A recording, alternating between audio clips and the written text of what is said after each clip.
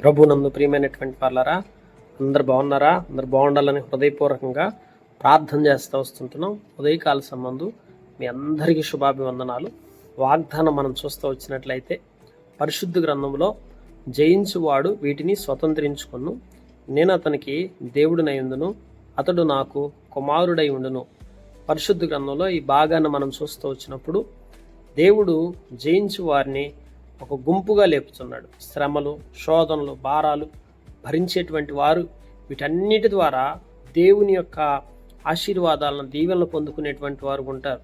భూమి మీద మానవుడు ఎందరైతే అనేక శోధనలు, అనేక శ్రమలు, అనేకమైనటువంటి ఇరుకులు, ఇబ్బందులు గుండా వెళ్తున్నారో వాటన్నిటిని జయించిన తర్వాత దేవుడు వారికి పర సంబంధమైన, ఇహ సంబంధమైన 2 రకాల దీవెనలు ఇవ్వటానికి దేవుడు ఇష్టపడతా ఉన్నాడు.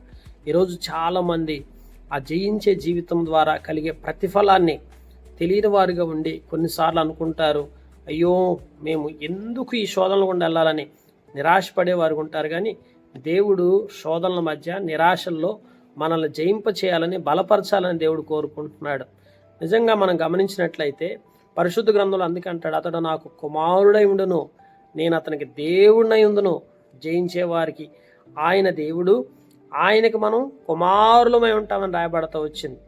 నిజంగా ఆయన ఉద్దేశం ఏంటంటే, నిజంగా ఎవ్వరూ ఊహించలేని, నిరీక్షించలేని గొప్ప స్థానంలో దేవుని రాజ్యంలో మనం ఉంచాలని, ఆయన మనం జయించే వారికి ఉన్నప్పుడు ఆయన సన్నిధిలో ఆ నిత్యమైనటువంటి స్వాస్థ్యాన్ని మనం అనుభవించాలని ఆయన కోరుకుంటున్నాడు. ఆ స్వాస్థ్యంలో మనం అనుకుంటాం, చాలామంది పరలోకం గురించి ఏం తలుస్తారో తెలుసా, ఏమనుకుంటారో తెలుసా, ఏదో ఒక మూలన పోయి మనం కూర్చోవటమే కదా అనుకుంటుంటారు. పరలోకం అంటే ఏదో ఒక మూలన పోయి కూర్చోవటం కాదు. పరలోకం అనేది ఒక గొప్ప ఔన్నత్యం, ఒక ఆత్మీయతతో కూడుకున్నది, శక్తితో కూడుకున్నది. అలాంటి పరలోక రాజ్యంలో మనం ప్రవేశించడం అంటే దేవుడిచ్చిన గొప్ప ఆధిక్యత అది. ఆ గొప్ప శ్రేష్టమైనటువంటి స్థానంలో నిన్ను నన్ను ఉంచాలి, జయించేవారిగా ఉంచి మనల్ని అక్కడ నిలబెట్టాలని ఆయన కోరుకుంటున్నాడు. నిజంగా ఇది గొప్ప ఆత్మ సంబంధమైనటువంటి యోచన మనం గమనిస్తే దేవుని బిడ్డలారా. అందుకే ఇక్కడ వాక్యంలో కూడా మనం చూసినప్పుడు ప్రకటన గ్రంథము 21వ అధ్యాయం 2వ వచనంలో జయించువాడు వీటిని స్వతంత్రించుకొనును. ఇవో పాత సృష్టిలో వాటినే కానీ, నూతన సృష్టిలో కానీ అన్నీ మనకి ఇవ్వబడతా వచ్చినాయి.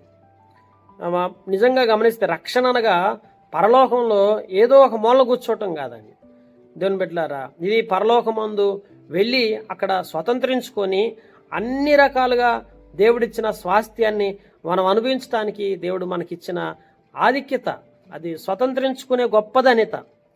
నిజంగా ఆ స్వాతంత్రాన్ని దేవుడు మనకి ఇచ్చున్నాడు. అలాంటి స్వాతంత్రాన్ని నీవు నేను అనుభవించాలని దేవుడు కోరుతా ఉన్నాడు. గమనించినట్లయితే అందుకే ఈ స్వాస్థ్యము నిత్యమైనది, ఆత్మీయమైనది, మహిమకరమైనది.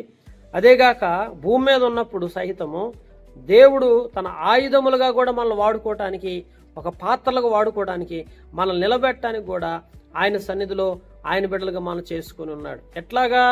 శత్రువును ఓడించి శత్రు సంబంధమైన ప్రతి కార్యాల్లో సిగ్గుపరిచి నీకు జయం ఇవ్వటానికి, ప్రభు హస్తముల్లో ఒక సాధనంగా మనల్ని నిలబెట్టడానికి, మనల్ని వాడుకోవటానికి ఆయన మనల్ని బలపరుస్తూ వస్తున్నాడు. ఈరోజు శత్రువు సాతాను భూమి మీద ఎంతగానో మరి నష్టపరుస్తుంది, అనేక మందిని హృదయాల్లో బాధకు గురి చేస్తుంది. అయితే ఆ శత్రువుని ఎలా ఓడించాలి? ఆ ఓడించడానికే దేవుడు మనల్ని ఒక సాధనాలుగా నిలబెట్టి, మనల్ని ఒక పాలిభాగస్తులుగా చేసి, కేవలం శత్రువుని జయించడానికి మాత్రమే కాదు, లోకము సృష్టించిన నాడే వాటిని ఓడించి సాతాను దేవుని ఎదిరించినప్పుడు దేవుడు వారిని ఎందుకు శిక్షింపకపోయిను? అప్పుడు లోకంలో పాపమే లేకపోయింది కదా. అంటే కొన్నిసార్లు అనుకుంటాం, లోకంలో పాపమే లేదు కదా, పాపము లేని సమయంలో మరి సాతానుడు వచ్చి పనిచేస్తున్నప్పుడు దేవుడు దాన్ని ఎదిరించవచ్చు కదా అని మానవుడు తలస్తూ ఉంటాడు. గమనించండి, కొందరు ప్రశ్నిస్తారు. దానికి జవాబు ఏంటంటే, దేవుడు మానవుని ఎంతో ప్రేమించాడు. ఆయన ప్రేమ ఎంత గొప్పదంటే, మానవుడు తన జత పనివాడుగా పాలిభాగస్తుడుగా ఉన్న నిత్యత్వం నుండి నిర్ణయించును. గమనించారా? తాను ఒక పాలిభాగస్తుడిగా చేయబడాలి, ఒక జయ జీవితాన్ని అనుభవించాలి. మనం ఆత్మీయంగా ఎదిగినప్పుడు ఈ విషయాన్ని అర్థం చేసుకొని అనుభవించగలుగుతాం. గమనించండి, అంటే దేవుడు మనల్ని ఒక జయకరమైన స్థితిలో ఉంచాలని కోరుకుంటున్నాడు. మనం ఏమనుకుంటామంటే అసలు పాపమే ఎరుగునప్పుడు మానవుడిని సాతానుడు వచ్చి శోధించినప్పుడు అప్పుడే అడ్డుకున్నడితే అసలు మానవుడు పాపం జోలికి వెళ్ళేవాడు కాదు కదా అనుకుంటాం. మానవుడు పాపం జోలికి వెళ్ళకపోతే, పాపములో పడిపోకపోతే ప్రభువైన యేసుక్రీస్తు వారి లోకానికి వచ్చేవారు కాదు. ఆయన లోకరక్షకుడు ఉద్భవించేవాడు కాదు.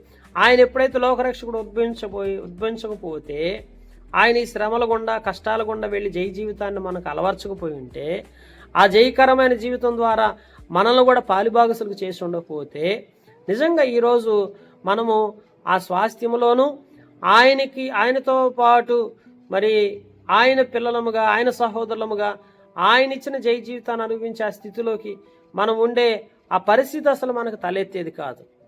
అందుకే దేవుడు ఏం చేశాడంటే అక్కడ మొట్టమొదటి మానవుణ్ణి పాపం చేస్తున్నప్పుడు దుష్టుని అడ్డగించకుండా అలా అనుమతి ఇచ్చి వదిలేసేయటానికి కారణం అదే. ఆ రీతిగా మనం పడిపోయాం, ఆ రీతిగా పాపంలో చిక్కుకున్నాం, ఎన్నో శోధనలు, శ్రమలు, ఇరుకులు, ఇబ్బందులు కూడా వెళ్తున్నాం. అయితే వాటన్నిటిని జయించి నువ్వు కడవరకు నిలిచి ఉన్నప్పుడు నేను నిత్యమైన స్వాస్థ్యములో ఒక జయకరమైన వ్యక్తిగా ఆ యొక్క పరమ తండ్రికి ప్రియకుమారుడైన యేసుక్రీస్తు ప్రభువారిని అనుసరించిన వ్యక్తులుగా మనందరం ఆ జయ జీవితాన్ని అనుభవించి దేవునికి మహిమ రావాలనే ఆ గొప్ప ఉద్దేశాన్ని ఆయన కలిగి ఉన్నాడు. అందుకే మనల్ని ఆ రీతిగా బలపరుచుకుంటూ వచ్చాడు. కనుక ఆ రీతిగా దేవుని సన్నిధికి వద్దాం. దేవుడు మనల్ని ఇంకా ఇంకా మహిమలోకి తీసుకొచ్చి దీవిస్తాడు. ప్రార్థన చేసుకుంటాం. పరిశుద్ధుడా, ప్రేమ కలిగిన మా తండ్రి, నాయన మమ్మల్ని కాపాడి ఉదయకాల సమయంలోకి మమ్మల్ని ప్రవేశపెట్టి నాయన నీ సన్నిధిలో ప్రభువా నాయన నేను స్తుతించి గణపరిచేటువంటి ధన్యత మాకు ఇచ్చున్నారు. జై జీవితాన్ని మాకు అనుగ్రహించండి. దినమంతట్లో ప్రభువా జయకరంగా చేయండి. ప్రతి శోధనపై మీరు మాకు విజయం ఇచ్చి మమ్మల్ని ఆశీర్వదించి మీ నామానికి మహిమ తెచ్చుకొనవలసిందిగా యేసుక్రీస్తు ప్రభువారి నామం పేరిట అతి వినయముతో ప్రార్థించి వేడుకొనుచున్నాం తండ్రి.